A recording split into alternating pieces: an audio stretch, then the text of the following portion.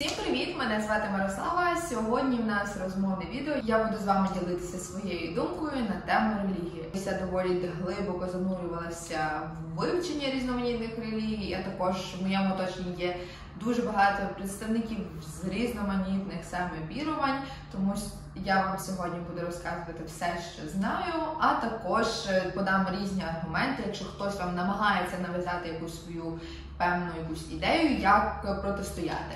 Звичайно, також в плані релігії. Також хочу наголосити, що я в жодному випадку не хочу вас переконувати не вірити в щось або навпаки вірити в щось. Це відео більш таке навіть пізнавального, розважального характеру. В цьому відео я більше вам буду розказувати свої певні якісь історії, дискусії, які в мене були, суперечки, а також своєю думкою поділюсь. Я думаю, відповім на деякі питання, які, можливо, у вас зараз є. Але в жодному випадку я не буду намагатися вас переконувати, якщо ви в щось вірите. Це дуже класно і це не то, що дуже класно, але в жодному випадку я не претендую на те, щоб змінювати вашу думку, якщо вона відрізняється від моєї. Тут я просто хочу розказати і поділитися моєю. А свою ви можете написати в коментарях. Я дуже відкрита до дискусії, можливо, ми з вами також подискутуємо. Або ви просто можете також поділитися там своїми роздумами. Я людина взагалі, яка колись ходила на катехізацію, вірила в Бога, потім трішки віддалилася, тому що я була дитиною, мені було це деколи цікаво, деколи не цікаво. Потім в мене був період, коли я стала дуже релігійною, я щодня, щовечора молилася до Бога, просила, це була така моя певна підтримка, я дуже часто ходила до церкви, я була дуже релігійною. Потім я знову якось само собою вийшло, що я віддалилася від цієї теми. Мені здається, це навіть більш впливало на те, що я переїхала, і щоб не шукати оцю свою церкву вже, до якої я привикла, я така просто якось поетапно трішки почала віддалятися. Але потім на карантині мені стало скучно. Як думаю, більшості з нами всі погрузли або в саморозвиток, або в читання книг, або пізнання нових якихось хобі, знаходження собі. І я вирішила погрузнути, знати все про релігію стосується. Я вирішила, що саме цей момент, коли мені скучно, мені потрібно знати все про релігію і вибрати якусь певну для себе. Я не знаю чому, але вирішила. Мені здається, дуже багато людей в якийсь певний момент доходять до цього. І я почала розбиратися дуже інтенсивно в трьох основних релігіях, напрямках. Це християнство, іслам і буддизм. І також основних таких їхніх течіях, найголовніших, які, я думаю, будь-хто знає, багато людей знають. Тобто просто кожна ось ця, навіть християнство поділяється на такий довжелезний список, навіть можна знайти в Вікіпедії, наскільки течій воно поділяється. І, звичайно, що кожна з чимось та відрізняється. І ось я вирішила, що я хочу зрозуміти, на яких принципах саме вони базуються, чим вони відрізняються, чому були конфлікти історично між ними і в загальному їх основних представників, їхні основні якісь моральні цінності, які плюси має ця релігія, а також які вона має мінуси. Адже, перш за все, релігія має великий вплив на наше життя, вона має також і на політичне життя, і на соціальне, суспільне. В принципі, як вона завжди відігравала історично дуже велику роль, так само і зараз також вона її відіграє. І, звичайно, з плином часом, чим більше я читала якоїсь літератури, чим більше я дивилася якихось відео, чим більше погружала в свої роздуми, то, звичайно, я ставала дуже атеїстичною. Атеїст – це людина, яка в ніщо не вірить, вона все заперечує. І саме я такою була. Я заперечувала всі твердження, я стала дуже радикальним атеїстом. Я спорила з усіма. Якщо чиясь думка не сходилась з моєю, навіть не то, що з моєю, в мене не було як такої думки сформованої, стабільної. Мене більш викликало азарт саме використовувати людину, яка є релігійною, як джерело для мене. А чи зможе вона заперечити ці аргументи? А чому вона так думає? А чому ось так? Крім того, що суперечок я знавала багато, як людина саме в соціумі думає і сприймає релігію, так само я брала із різноманітних джерел інформацію. Чим далі, тим більше я почала замічати, що більшість людей намагаються тебе саме переконати в щось, вірити, і навіть не просто переконати аргументами, а саме нав'язують тобі якусь їхню думку. І любий спір закінчувався думкою просто так, бо так є, ти мусиш в це повірити, ти мусиш навернутися. Думаю, моя історія ще цікавіша більш тим, що я вам зараз розкажу різні історії, які були протягом 2 років в мене. І я спілкувалася з людьми різних віросповідань, тобто це не в основному християнство і люди, які вірять в цю релігію. Це також були і інших релігій і інших віросповідань. Але що цікаво, все рівно всі доводили до одного і того самого. Тобто, в принципі, аргументи не дуже сильно відрізнялися. Спочатку, коли ти в людини питаєш, а чому ось це? От я зараз не можу вибрати, скажіть мені, чому я повинен вибрати ось цю релігію, яку ви вірите? Звичайно, що спочатку людина намагається якось тобі аргументувати, дати якісь логічні твердження, чому ось так, а не так. Але зазвичай всі переконання, незважаючи, хто мені говорив, звучали доволі одноманітно. І трішки пізніше я вам розкажу, що саме вони мені говорили, як саме я на них відповідала, і як я навчилася деякі аргументи заперечувати. Я справді стикалася з дуже багатьма такими ситуаціями, коли людина говорить доволі структуризовано, вона говорить правильні речі, і я з ними погоджуюся, тому що вона несе якісь моральні цінності, і я кажу, окей, якщо саме ця релігія, яку ти представляєш, говорить про це, я з ними погоджуюся. 100%. Але я також читала і знаю, що це не тільки говорить, наприклад, християнство. Деколи іслам чи буддизм також несе ці цінності, просто є деякі видозмінення. І що мене справді шокувало, те, що людині було саме принципово, щоб я називала це тими речами, якими вона хоче. Щоб я це назвала не Всесвіт, Аллах чи Бог, а саме так, як вона це хоче, так, як вона це класифікує. А також, коли я говорила з іншою людиною, коли казала, що так, ці, наприклад, твердження також є написані в інших книгах. Для неї було важливо, щоб я визнала, що ні, перше джерело це було Коран, і насправді це ось це перше джерело, всі просто інші звідки взяли, що не ти в загальному повинен слідувати моральним цінностям, які несе їхня релігія, а ти повинен вірити в їхню релігію. Ось в чому була різниця для мене, така доволі дисонансна. І що для мене цікаво, що дуже багато людей говорили саме в такому русі, що ось тут правда, і ти не повинен шукати її ніде інакше. Навіть якщо десь інше, також написано так само. Ні, там неправильно, ось тут правильно. І перше, що б я хотіла звернути вашу увагу, це те, що релігія дуже модифікувалася і змінюється з часом, увесь час. Завдяки глобалізації, завдяки цифровізації також релігія повинна була змінюватись, і вона зараз це і робить. Можливо, ви і самі також замітили, наскільки це вплинуло на самі якісь течії, а також їхніх представників. Наприклад, служби Божі в інтернеті і по телевізору. Збори на банку, а не так, як колись було, що ходила людина і збирала саме. Вже трішки більш цифровізацію додається. А також багато правил, таких наче строгих, які були спочатку приписані до цієї релігії, відкидається. Відкидається спочатку молоддю, адже вони не хочуть себе обмежувати певними такими правилами, а потім, відповідно, і головними представниками, які, по суті, проповідують, вони також починають їх потрішки відкидати. Тобто правила, які наче звучали строгі, вже починають трішки модифікуватися і зм'якшуватись, наче для того, щоб більшість людей залишилося. Адже логічно, що багато людей не особо вже хоче слідувати усім строгим правилам, але наче так, то вони все ще є релігійні.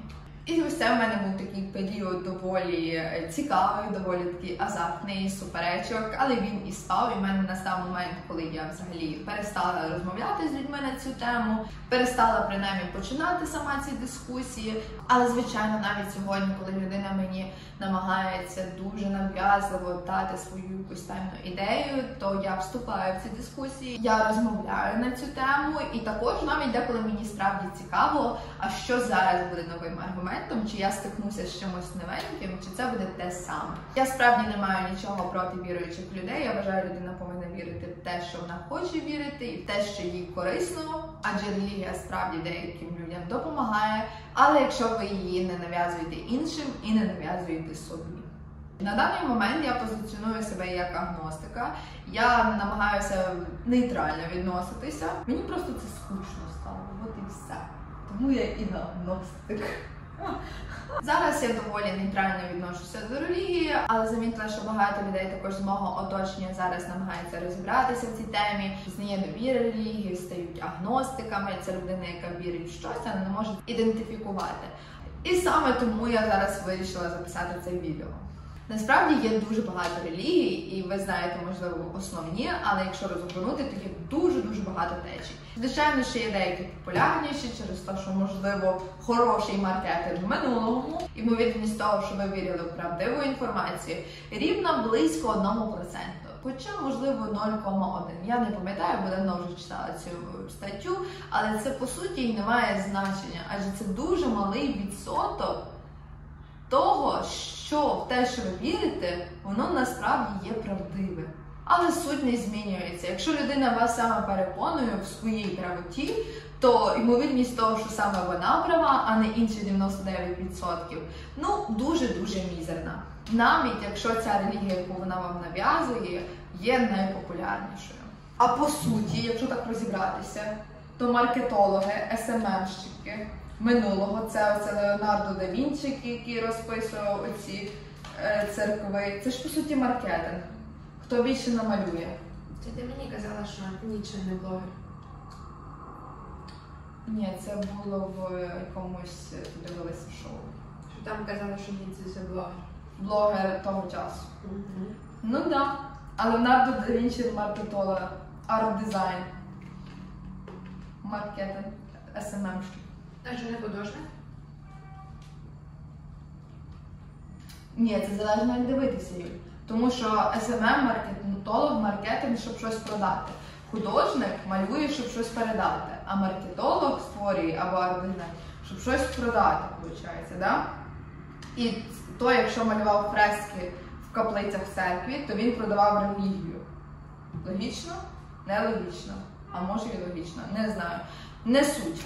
А тут можна перейти до другого аргументу, що чому саме ця релігія найпопулярніша? А найпопулярніша вона саме завдяки книзі. І тут я теж стикалася з багатьма суперечками, чи є книга старіша, чи це Біблія, чи це Коран. Звичайно, що представники своєї віри казали, що їхня. Але менш з тим, Біблія найпопулярніша книга в світі. Вона найбільше мов перекладена. Навіть якщо ви взагалі ніколи не стикалися з цією релігією, є ймовірність того, що ви знаєте про цю книгу. Знаєте певні якісь історії, притчі з неї, чи якісь там цитати. І це є найосновніший фактор, що це є книга, яка найдовше з нами, найдовше в цьому світі. І вона є найпопулярнішою. Якщо представимо, що зараз або пару років тому зникли всі книги на світі і залишилася лише якась одна, до прикладу, якась фантастика, яка нам зараз здається, це ж очевидно, що це фантастика, що це вигадана історія. Це можна вибрати, наприклад, книгу Гаррі Поттер, там, де розповідається про чарівників. Для нас це здається вигадана історія, але якщо б ця книга існувала дуже довгий час, і саме вона була тою однією книгою, яка збереглася протягом дуже багато часу, ми б зараз вірили в ось це. Ми зараз вірили в магію і, можливо, молилися б на них. Просто більшість релігій саме базуються саме на книгах. Тут я, до речі, маю для вас доволі цікаву історію. Це вже був період, коли я вже перестала суперечити з іншими людьми на цю тему, але я спілкувалася з одним своїм однолітком, який був дуже релігійний. І він був обізнаний в цій темі. Він знав Біблію на пам'ять майже.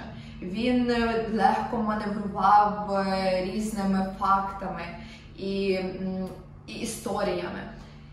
І першочергово це він мене виводив саме на цю тему, тому що йому було саме цікаво, як я думаю, а також переконати мене в деякій мірі, тобто нав'язати мені свою думку. Я справді не знаю, навіщо це йому було, але суть того, що ми все-таки почали за це розмовляти. В мене були вже в себе деякі сформовані аргументи, в нього, звичайно, була своя база знань. Скажу, що зразу він знав прям цю книгу і володів цими знаннями. А я колись ще читала Біблію і, в принципі, смутно пам'ятала навіть деякі найпопулярніші історії, але все рівно нам вдалося навіть доволі непогано саме спілкуватися. Звичайно, що більшість моїх аргументів він легко відкидав. Заперечував за рахунок того, що це найправдивіша релігія. Скоріш за все, оцей 1%. Заперечував того, що книга, до речі, його ось ця книга, аргумент з книгою, доволі сильно похитнув. Але було справді дуже багато різних моментів, коли ми розмовляли, і в якийсь момент він теж доходив до того, що я прям ловила його на його ж контроверсійних думках, які заперечують один одного. Більшість аргументів він відкидав і намагався мене переконати, і я розумію саме чому, тому що в більшість релігій, якщо ти переконуєш когось, якусь невіруючу особу, в тебе ніби такий є плюсик. Плюсик там на небесах, в своєму наступному житті в тебе є плюсик, якщо ти когось навернеш до правильної думки. Але була одна доволі така дивна, як на мене, його позиція. Він дуже любив саме Ізраїль, він хотів відвідати цю країну, і він любив саме за рахунок того, що в книзі написано, що це вибраний народ. І в нього відчувалось навіть прям такий жаль, що чому не він вибраний народ, чому він не належить до цього народу, а ось цей вибраний. І це навіть звучало трішки з таким фанатизмом, мимо того, що він казав, що він згоден, вони не повірили в Бога, не повірили, що це його син, і вбили його. Це якби вважається в нього, він вважав, що це, помилилися. Вірили в Бога, вони були вибрані, але помилилися, і вбили. Так сталося. Але мимо того Бог їх вибирає, і він дуже фанатично ставиться до цього. І як на мене це дивно звучало, тому що ось є краще, ось є гірші. Це взагалі не моя історія, але мимо того наша все рівно розмова продовжилася і закінчилася надзвичайно тим, що просто повір. Просто ось так буде краще. Але потім ми дійшли ще до доволі цікавих висновків, і знаєте, я тут уже теж загорілася азартом шукати саме тріщини, в яких в нього не сходяться. Я не намагалася його переконувати, в що він вірить, але я намагалася йому сказати, не нав'язуй мені того, тому що в мене є дуже багато якихось несходок, які я тобі можу сказати. Чому ось ти мені говориш, але я зараз тобі заперечу. Перш за все, що Бог любить тих, хто навертається. І, в принципі, в більшості релігій любиться саме більше того, хто навернувся. Тобто, хто спочатку зробив щось погане, але потім прийшов. Не того, хто був завжди поряд. Це і з притч відоме нам, і в загальному він своєю базою знань це підтвердив. Що здається, вроді би, нелогічним, чому я, яка буду завжди поряд, менш цінуюся, ніж хтось, хто в кінці навернеться. Тоді логічніше мені продовжувати жити так, як я хочу, не обмежуючи себе, і так в кінцевому варіанті в мене буде час, щоб навернутися і бути ще більш пріоритетності. Можливо, цей аргумент можна сильно заперечити, якщо саме знати Біблію, і якщо знаєте саме якісь такі ці. Я саме це говорила відповідно до його саме того, що він мені говорив. І друге також дуже цікаве, це те, що Бог каже ділитися. Ділитися з ближнім, ділитися, віддавати, але при тому ти повинен наче заробляти, здобувати, але віддавати. Тобто не зберігати для себе, або зберігати для себе певний мінімум, який тобі достатньо, а потім віддавати. Що логічніше, потрібно зачекати, нехай тобі хтось дасть. Ні, це так не працює, тому що лінтяям також бути недобре. Тобто ти повинен збирати, накопичувати і потім, що правда, віддавати потребуючим, церкві, але в жодному випадку ти не повинен бути ось цим потребуючим, тому що, можливо, це буде сприйматися як певне лінтяйство, що також заперечується. Дуже, як на мене, дивно звучить. В принципі, сама релігія заперечує багатство, адже це є таке трішки представництво зла. Але якщо дивитися історично, то лише багаті люди могли попасти в рай, тому що вони викупляли собі гріхи. Це було якби документ, де тобі писали: все, ти заплатив, твій гріх викуплено, ти йдеш до раю. А ти не маєш за що заплатити? Сорі, немає. І, можливо, я тут навіть більше не про релігію буду говорити, якщо ви це все не підтримуєте і скажете, що це все відноситься до церкви і до представників, які, можливо, вже корумповані і були колись історично корумповані. І я з вами згідна, у принципі, на релігії побудований великий бізнес на саме віруванні. І справді, деколи, коли не стикаєшся на деякі аморальні історії, зв'язані з представниками, вищими представниками певної течії, певної віри, то починаєш трішки задумуватися, як вони можуть ось так представляти ось так. Тому, в принципі, якщо людина вірить в християнство, вона може не підтримувати саме церкву і ось цей весь бізнес, на який це побудовано, але вона вірить в це. Я не маю нічого проти, тільки вона не нав'язувала це мені. адже навіть до книги є дуже багато питань. Тепер можна поговорити і про іслам. Я з ним мала дуже малу дотичність, але все рівно я розмовляла з людьми, які саме вірили в цю релігію. І тут ще більше питань до книги, саме що в ній написано, адже ви її так просто не прочитаєте. Вам потрібно володіти стародавньою мовою, щоб прочитати одну цю книгу. Тобто, наче книга повинна бути доступна для всіх, хто хоче долучитися і вірити в Аллаха, вірити в ці цінності, які написано, але ти так просто їх не прочитаєш. Тому що вона наче тільки для вибраних, для обраних, які вміють читати, вміють зрозуміти і вам скажуть, вам потрактують. В Корані справді написано дуже хороші моральні якісь підґрунтя, моральні цінності, але також там є пару дивних речей, дивних ідей, з якими я не до кінця згідна. Зразу скажу, що можливо десь я тут буду дезінформувати, тому що я не змогла, очевидно, що прочитати цієї книги. Я тільки буду ділитися своїм досвідом тим, що я спілкувалася з людьми, і я питала, ось так, це я правильно десь прочитала? Вони мені казали так і намагалися якось заперечити.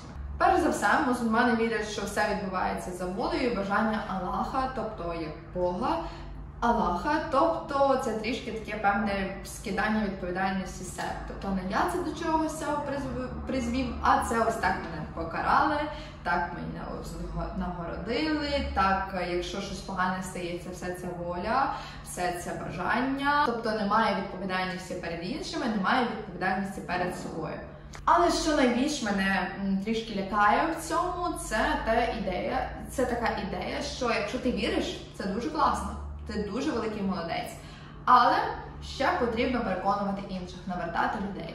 Тобто, якщо ти хочеш мати більше ось цих плюсиків в своєму майбутньому на небесах, ти повинен більше навернути людей, а якщо вони не хочуть навертатися, то їм і не потрібно таке життя.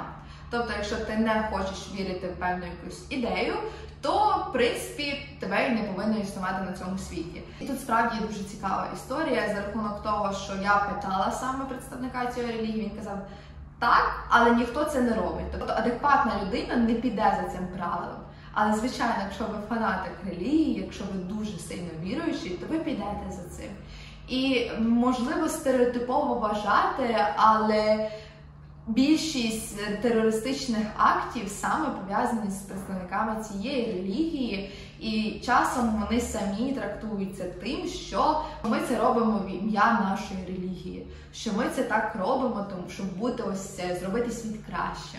Тобто це не є правило, це є просто якась певна написана в книзі ідея, за якою, звичайно, що не всі в сучасному світі люди підуть, але все рівно деякі і підуть. Тут також можна наводити аргументи про права жінок, які не особо шануються в деяких країнах, там де переважає саме відсоток вірування в мусульманство, але це також вплив політичний навіть більше, тому я зазвичай цей аргумент не особо люблю використовувати, адже його дуже легко заперечити. Тим паче, якщо ти не прочитав цієї книги. Колись я також апелювала до таких аргументів, що там не можна так вдіватися, там ось так це нормалізовано, це не нормалізовано, але дуже швидко саме представники цієї релігії заперечили мої аргументи, тому що, звичайно, якщо я не читала цієї книги, я могла десь хапнути просто інформацію і якби понести, і мені здається, що це так.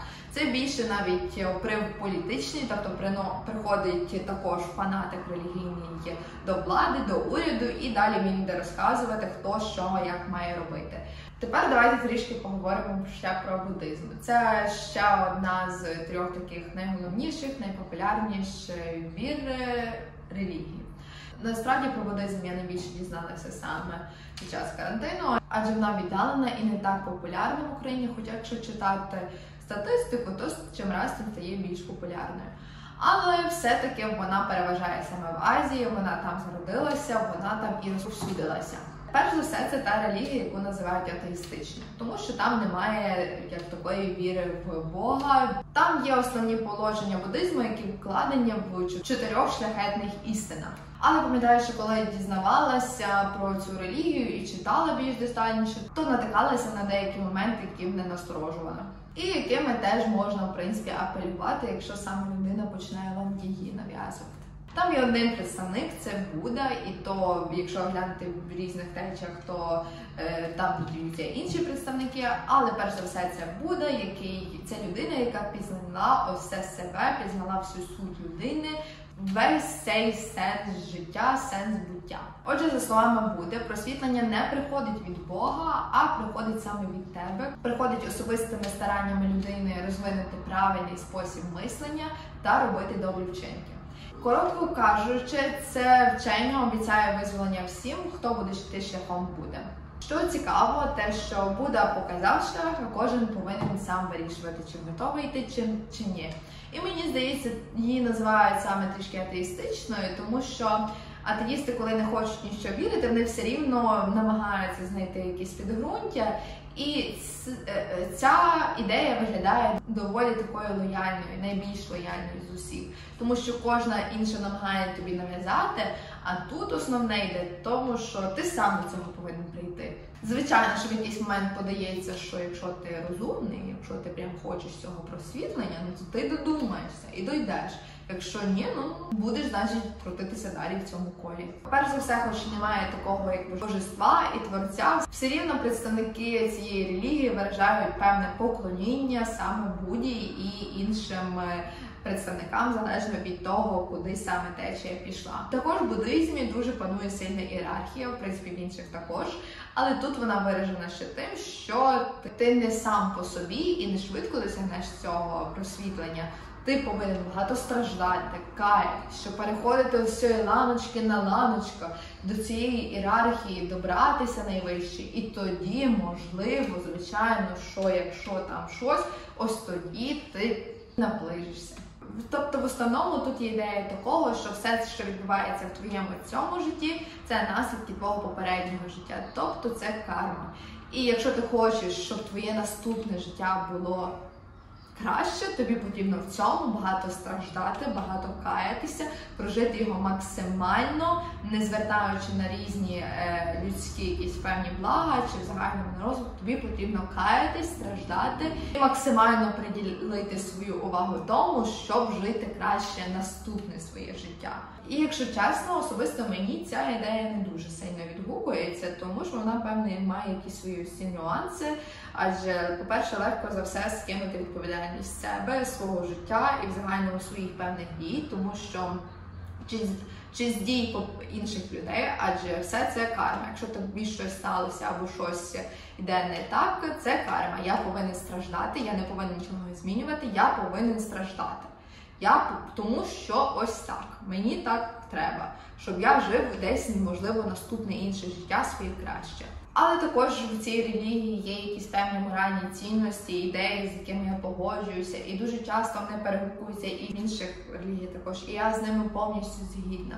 А насправді для заперечення однієї релігії просто потрібно зайти на сайт, там де є інший представник іншої релігії, і ввів вам просто заперечить, використовуючи різні аргументи, різні також цитати з книг, де він намагається також переконати, чому саме він правий, а хтось інший, який думає інакше, не правий. Що, я думаю, доволі цікаво. Взагалі, я думаю, правильно визнати, що релігія – це створює такий певний контроль для людей, які не підчиняються законам, де держави не бояться тюрми, не бояться якогось певного такого, скажімо, земного покарання, то, звичайно, що релігія з цим дуже чудово справляється, вона тоді створює якісь певні обмеження, які ти будеш мати, наприклад, в наступному своєму житті, якщо воно є, і що тебе може десь, що тебе хтось десь покарається, і ти не будеш мати на цього впливу, ти не зможеш втікнути, як, наприклад, від тюрми чи когось там щось десь обманути.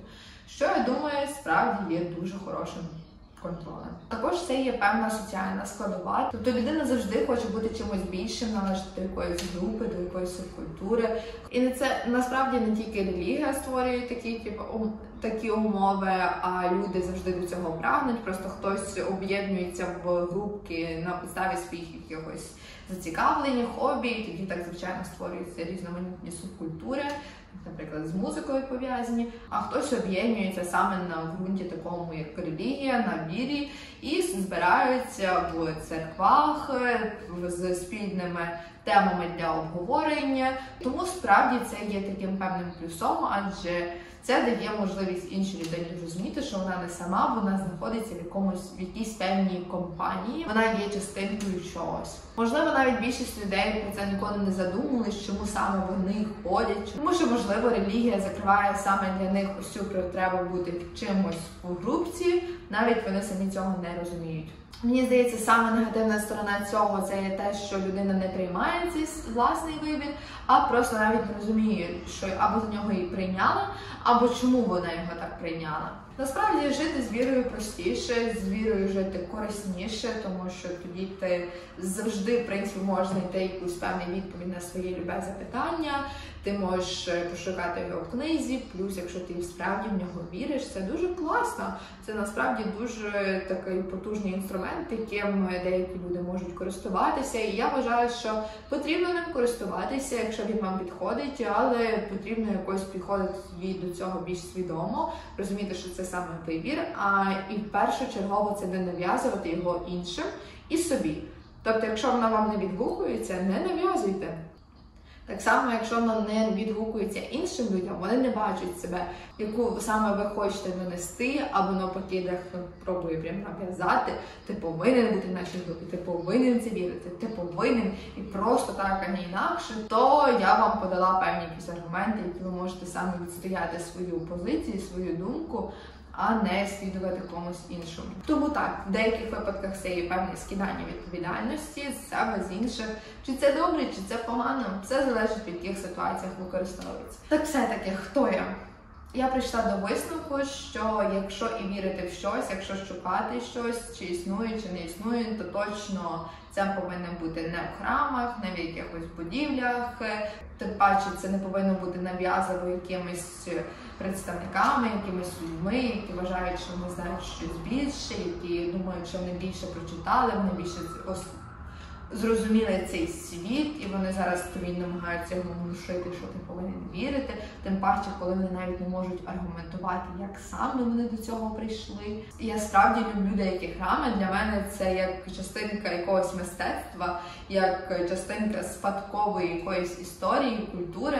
Та й, в принципі, мистецтво саме і починалося з релігії, тому очевидно, що багато чого там закладено. Але в плані релігії я не люблю туди ходити.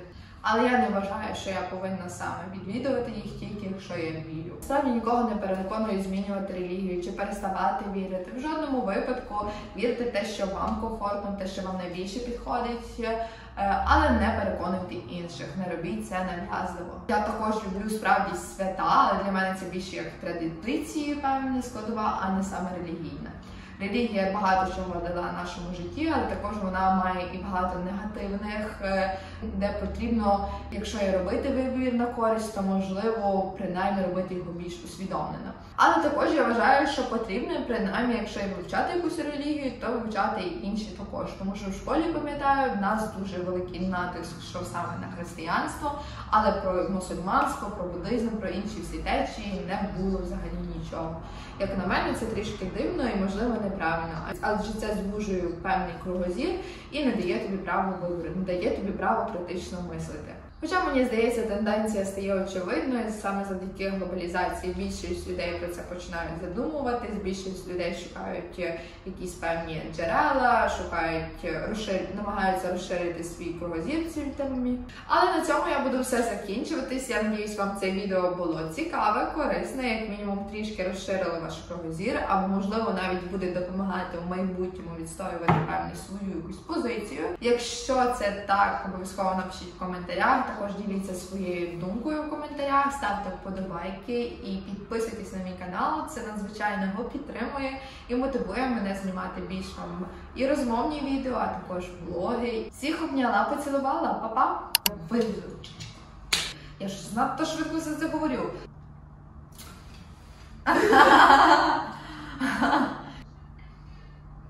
Я людина. Ой, на родині. Боже, дуже жарко. Я вмираю. Це ідентифікувати. Тобто що? Скільки можу тривати? Слово, дайте мені слово. Течі.